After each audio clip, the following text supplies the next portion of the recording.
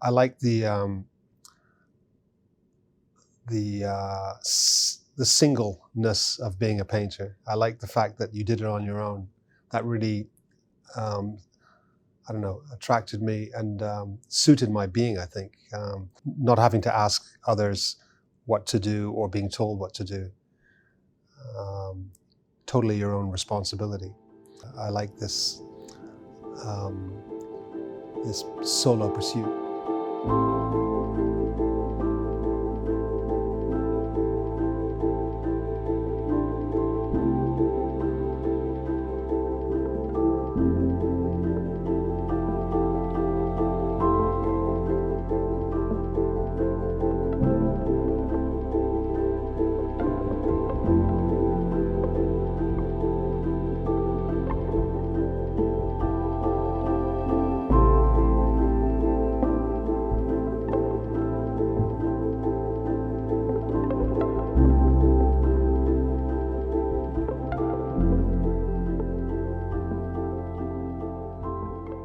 I didn't really decide that painting was a way of life really until I went to art school. I went to art school with the idea of finding out what I wanted to pursue. I could have gone in different directions, I think. But once I started, I discovered that I was more interested in the lives of artists and the work that they made rather than other things, specifically painters. And it has to be said, painters who made etchings. I think etching is what really drew me into painting because I took to etching much quicker than I did to painting. I mean, of course, you get results far quicker making etchings than you do making paintings. But nonetheless, etching and printmaking led me into the pursuit of painting. And I think once you once you feel like you've made one painting that somehow, I don't know, you're not embarrassed by, or you feel like you could show it to other people and it opens up conversation, then I think it starts to become exciting. I've never been one for what in this country is called like the hard-won image, School of London style painting. Although I admire, of course, some of the great artists who worked in that within that group. But I was from quite early on, I was interested in making paintings that, in a way, spoke to my generation, really.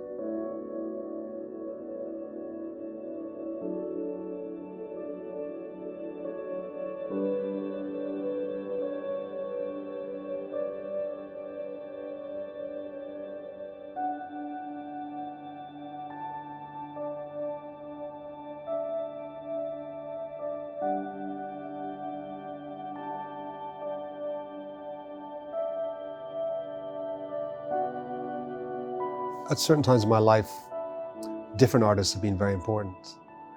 I think early on, I was attracted to, the likes of Francis Bacon,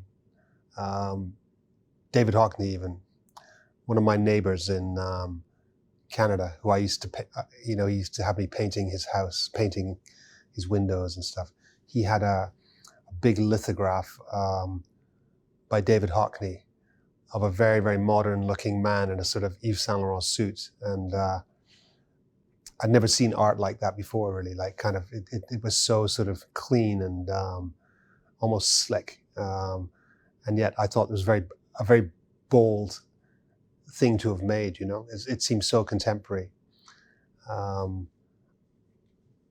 mean, Bacon was very different, obviously very visceral. I never really wanted to make art like either, but I think they were two sort of artists that sort of drew me in from quite an early age. That's before I left Canada. I had no interest in Canadian art when I was living in Canada. It was so ubiquitous. I remember I had a conversation with the writer Karl Ove Knausgaard, and he said exactly the same thing about Munch when he was growing up. And then latterly he became very, very interested in Munch and maybe made the best exhibition of Munchs I've ever seen. But, you know, it's the same with me. I think when you're young, you kind of rebel against the ubiquitous, you know, the art that you see on calendars and postage stamps and national art, you know. Yeah, and then I think when I arrived in London, I was suddenly exposed to so many artists and so much art. I hadn't really seen much art before I came to London. I mean, much art live, as it were, in museums. And I didn't come from a museum-going family, or everything I saw, I kind of saw either by myself or with my friends who were also interested. So, rapidly became introduced to art, painting. I mean, I don't think I knew who Bonnard was until I was about 19. You know, I mean, it wasn't like I had this sort of vocabulary when I arrived at art school. The vocabulary started when I was at art school, which I think was actually very useful. I went through phases at art school where I became really interested in, I don't know, mediums outside of painting. I mean, we were introduced to, like in the early 80s, to what they call the picture generation. You know, Cindy Sherman and early Richard Prince and that group of artists who were sort of breaking in New York, but, you know, didn't really have much presence over here, it has to be said. But I found the things they were depicting fascinating and you know, felt very, very modern in a way, very, very now. Again, I didn't feel the need to copy or to sort of, in a way, work in similar ways. I was making quite clumsy paintings, but nevertheless, though that was the type of art that I found exciting.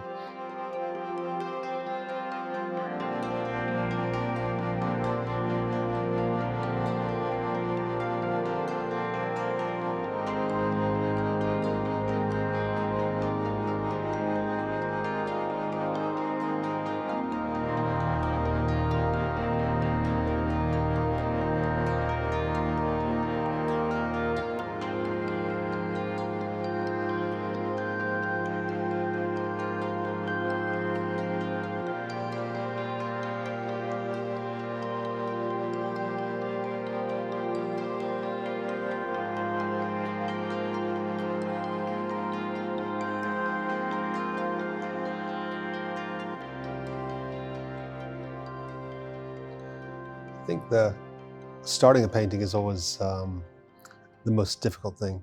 You know, does this idea warrant further investigation? Does this idea warrant the time it's going to take to, you know, resolve it?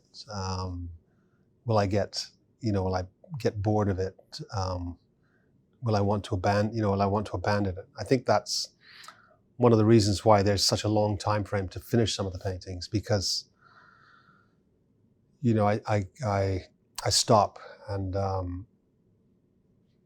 because I get stuck, or maybe I lose interest or lose faith, and then I'll see it again and I'll go back. I mean, quite a number of the paintings that I've made over the years have taken, you know, have a big time span because of that.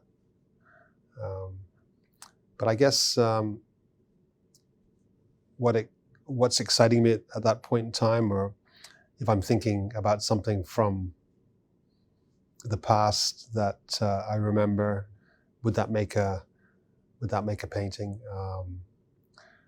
I usually use some sort of photographic source, usually just to trigger my memory, and then I use a mixture of you know, drawing, invention, and the photograph to build up a scenario.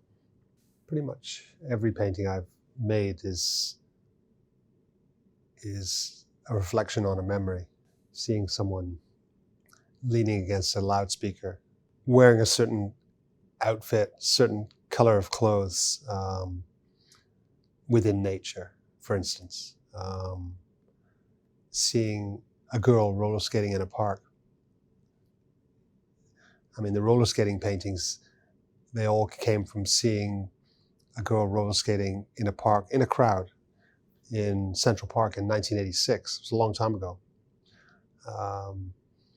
And I started making drawings of this particular skater then, and I continued up until recently. And then the scenario changes. Then you might put this figure into another type of scene.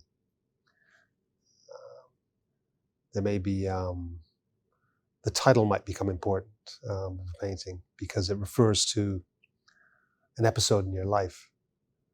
It can be cryptic. Not everyone will get the reference.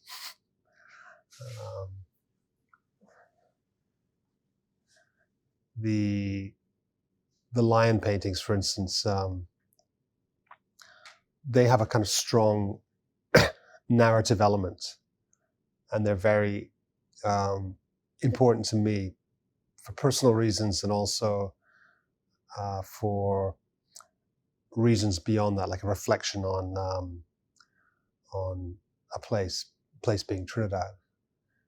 And the symbols in the paintings, the symbol of the lion was an important one for me. And I realized that it's a symbol that's not to be taken lightly, and there's a huge amount of dignity attached to it within the culture. It's almost like a Christ-like figure. So, it's I'm not saying it's a taboo, but I was very, very aware of what I was playing with, really. And that was a challenge.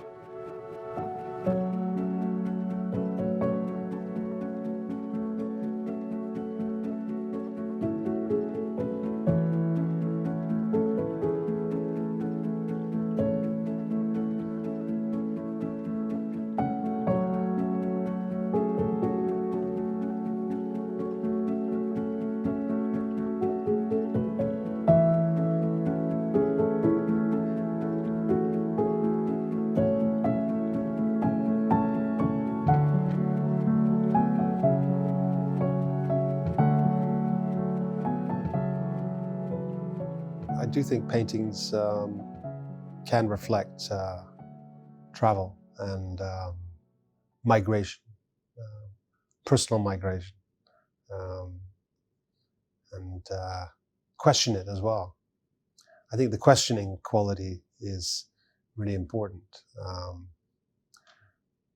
Like, why is one place like this and not like that? And I think the advantage of having lived within different societies and different, very different cultures has been, I think, useful for me as a painter, and also useful as a person, to sort of negotiate the world. Of course, there's many parts of the world I haven't been to or don't really understand, but I understand, I think, much more than if I'd remained in one place. And hopefully that's reflected in my work as well. The work, which is in the Louisiana Museum, Music of the Future, it was one of the paintings I first made or started rather when I moved to Trinidad in 2002. As a background, I'd lived there as a child up until the age of 7.5. Then I spent my other years in other childhood and teenage years in Canada before coming to London. So when I went back to Trinidad in 2002, I hadn't actually been there for over 30 years. And by the time I realized that I wanted to live there and work there, I also felt a little bit nervous about being overexcited by the place as a subject. I wanted to sort of, keep a distance in a way from everything around me that was, very inspiring, I guess. So when I traveled there and knew I was going to set up a studio, I brought images with me, images that I found in London in a junk shop, mainly old postcards. They actually were old hand-painted Indian postcards, probably from the 1950s. The reason why I chose them was they reminded me of Trinidad, even though they weren't. Some of them actually depicted scenes that I'd already wanted to make paintings of. A painting called Stag, Pelican Stag.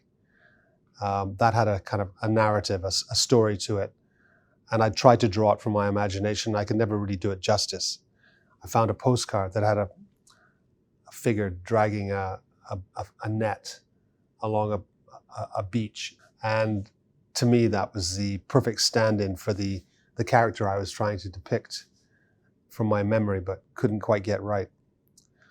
That was one example, but Music of the Future was another. It was actually a scene from a place in Kerala called Uti. And the house in the painting was called Uti Boathouse.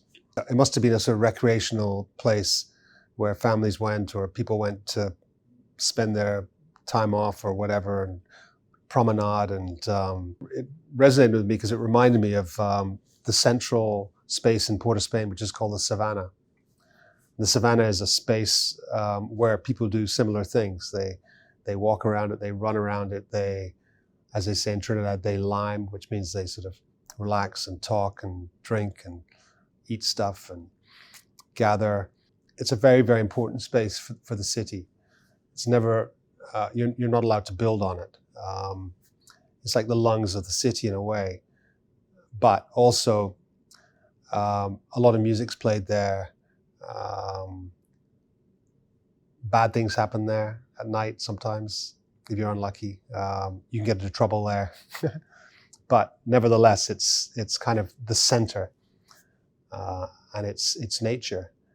And I think when I arrived, well, I remember when I arrived in Trinidad that I was very much taken by the sound of the city. Very, very different sound to a city like London. 2 times a day you get incredible chorus of birds. When the birds are flying back in the evening before dusk, there's like a cacophony of sort of bird sounds, and you see them flying and really, really hear them. That mixed in, especially at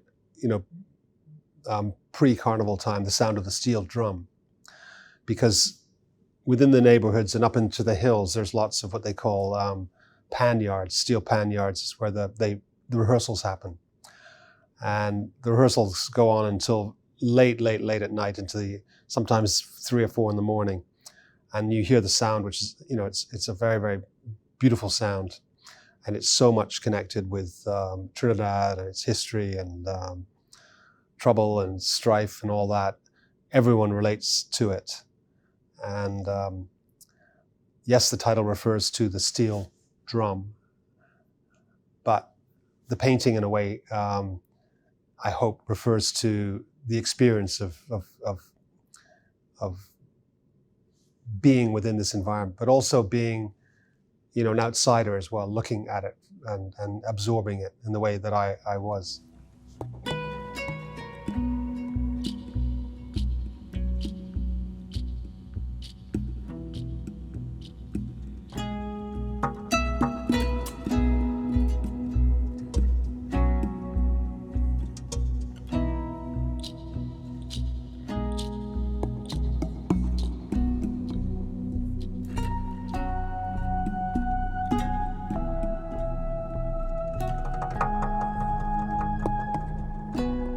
I think all artists have a relation to color in their own way, and they're attracted to certain tubes of paint or certain pigments.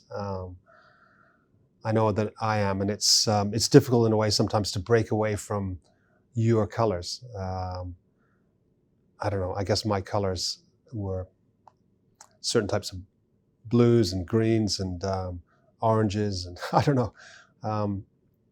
But Yeah, I mean, this painting has got a lot of color in it, and it was meant to be a painting of night, um, and color in a way sort of illuminate. It was used to illuminate the scene, and sort of, I suppose it's not an impressionist painting, but it takes something from certain impressionist paintings, maybe. Um, in my case, sometimes I find that the color is maybe a little bit too overt, and that, you know, a different type of painter would be more subtle within the subject in their use of color. I don't think I'm a colorist like you know, the great Matisses of the world, but it's more it's not conceptual or scientific, or it's more trial and error. It's like how does a color operate? There's not always a reference in reality. Um, the color has to suit the painting.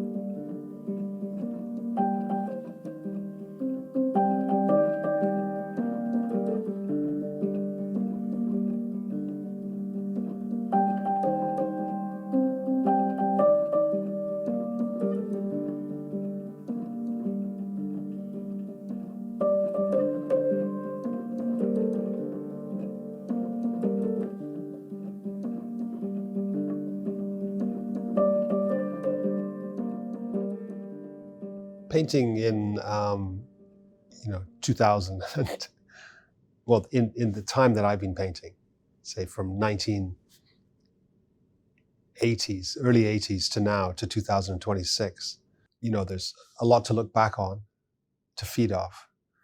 And if you're making paintings that are somewhat figurative, somewhat narrative, it doesn't mean that they can't also be abstract and feed off that whole world of painting. I mean, that's the privilege of making paintings now. It's also the difficulty as well, because there's almost too much information. Brian Eno, the musician and painter actually, was here the other night playing music at the House of Music exhibition. And the last thing he said, which I thought was a great thing to say, is he talked about nostalgia and how many people are nostalgic about music and how it was so much better in the day and back in the day. And you know, he'd played a lot of music from his past, from going back to when he was 9 years old. But at the very end, he said that he thought that now was the best time there'd ever been for making music, really, because of what was available. And that really spoke to me, because I believe it's the same with painting, really. Of course, you have to know what you want to paint, and how to negotiate the past with the present. But I think that's always been the case with painting. I think you could say the same thing probably like in 1900. I don't think paintings can, or a painting can change the world. But I do think a painting can, it can situate you within the world, you, the viewer. I think, it's important to think about the viewer, not just yourself, the artist. If you think about painting too much, you'd probably stop, because you can't really justify what it is, what its importance is.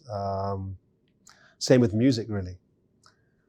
And music has got no visuals except for those that appear in your own head. I think painting, in a way, has no words except for those that you make in your head, or thoughts or associations. That's what's unique about it, maybe. I think that a photograph for me is, I mean, although I love photography, but it's almost too actual. Painting is, it has that ability to sort of dissolve and disappear and then re-solidify. Even a painting, I could say that about a face by Manet, or an element of a Rothko painting.